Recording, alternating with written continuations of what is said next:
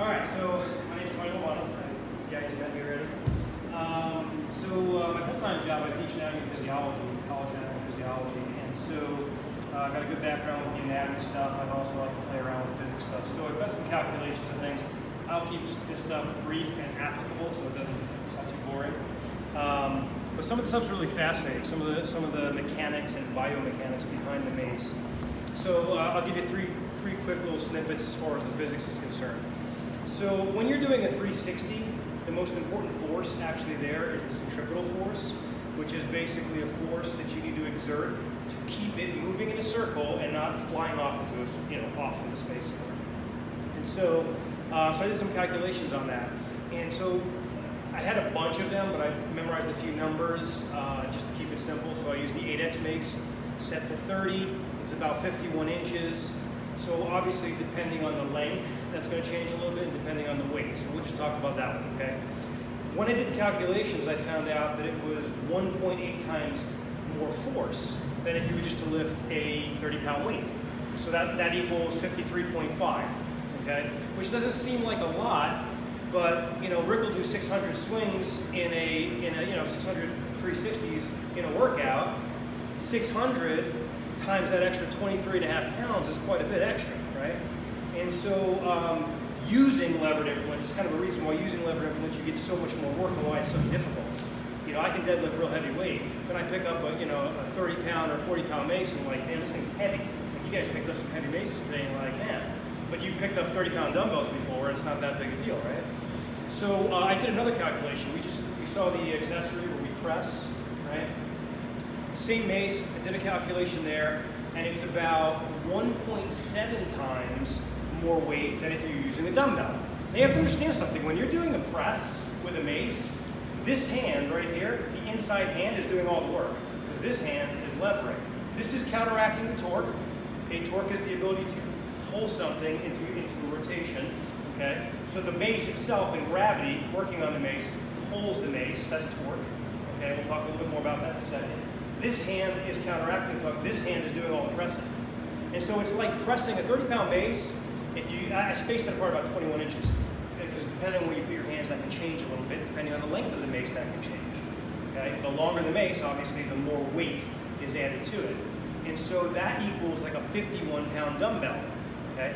And that doesn't account for the balancing and the torque, which is this force being applied on the mace that I have to counterbalance to make sure it doesn't do that. Right? So again, when you look at the repetitions, I'm almost doubling. In both of these circumstances, I'm almost doubling the weight. But I'm not doing a 10-rep set a lot of times. Maybe with the presses you might, but with the 360s, you're doing hundreds of reps. And so the amount of work you get out of it is so much more. So Rick asked me to do a calculation. He said, look, I'm getting a special mace made that's 6 inches longer, and I'd like to know what the difference is in the torque and the forces. And so in your traditional 8X mace, compared to the 6-inch longer, I wanted to see what the torque would be. Now, I used a 10 to 2. Okay, because what's important in the 10 to 2 is not so much centripetal force because you're not going in a circle. Okay, it's torque because you stop at the 2 and you stop at the 10. Okay, at that point, those are the significant points of torque that the mace is generating. Okay, it changes.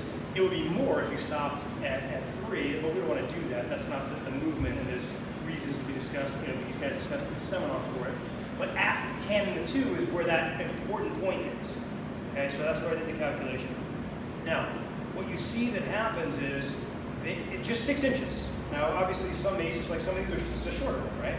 So there's one 6 inches long as this, and then Rick's is even 6 inches longer than that.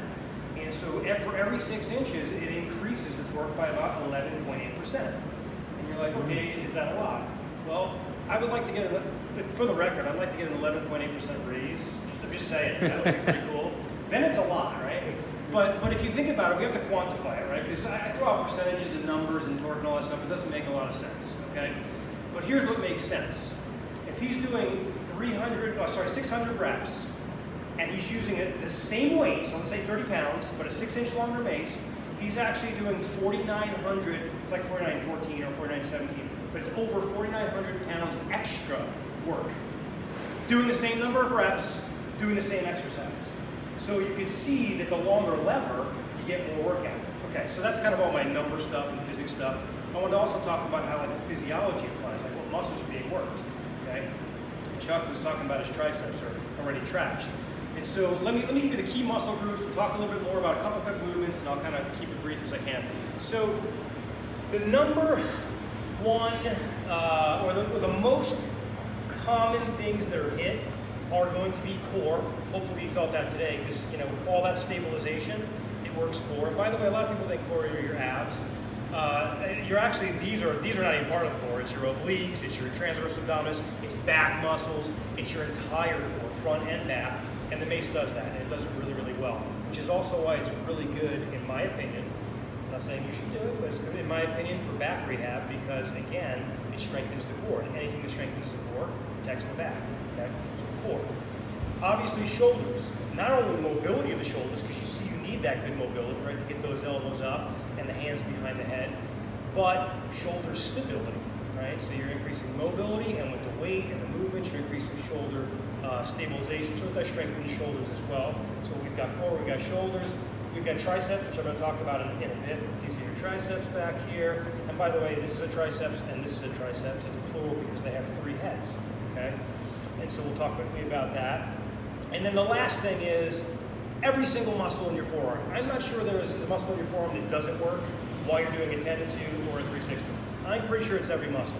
I haven't figured out one that doesn't work. So you're talking about dozens of muscles in the flexors and extensors that are working at the same time here. So you're hitting a lot of muscle groups. And I'm going to tell you something funny. I saw this yesterday. I'll probably do a video on it eventually, but that it wasn't super clear. I zoomed in. I saw something when I was doing some heavy, actually it wasn't heavy. I was doing a long set of 25-pound 360s, and I was watching, and I could see muscles in my calf working. So no, it's not really a lower body exercise, but you're still getting some work in some of those hips and core muscles, things like that, so it's really interesting. But the ones I named are the primary muscles. Now, when you do different movements, it will stress different things. What I have noticed is that a 10 to 2 hits the triceps even more so than a 360. Now, 360 hits all those muscles, a 10 to 2 hits all those muscle groups I talked about, but the triceps gets hit more with the 10 to 2, and that is because of that torque, because you stop. Now, if the Mace is creating X amount of torque, you have to create that much torque to stop it at that point and then reverse, right? So again, what's a primary muscle doing that? In this case, it's going to be triceps, okay? And you've got the 3 heads of the triceps. What you will notice, now you will only notice this at heavier weights, okay? Or single arm, whatever's heavy for you for single arm. And we'll talk about that in a second. But heavier weights are going to hit the long head, which is the one back here, right? So you got one here on the side, a little nice horseshoe one. You got the one in the back, and then there's one deep to that, okay? And so the one back here is called the long head. This horseshoe one's called the lateral head, and the one deep that you really don't see, but it's kind of down here by the elbow and underneath, is called the medial head. The medial head gets the least work, and it gets the least work because it has slow twitch fibers. This is an explosive movement. You don't use slow twitch fibers for explosive movements. However, if you do enough reps, you will hit that muscle as well because it's a long fatiguing muscle. In other words, it doesn't fatigue very fast, okay? So you will get work on that medial head.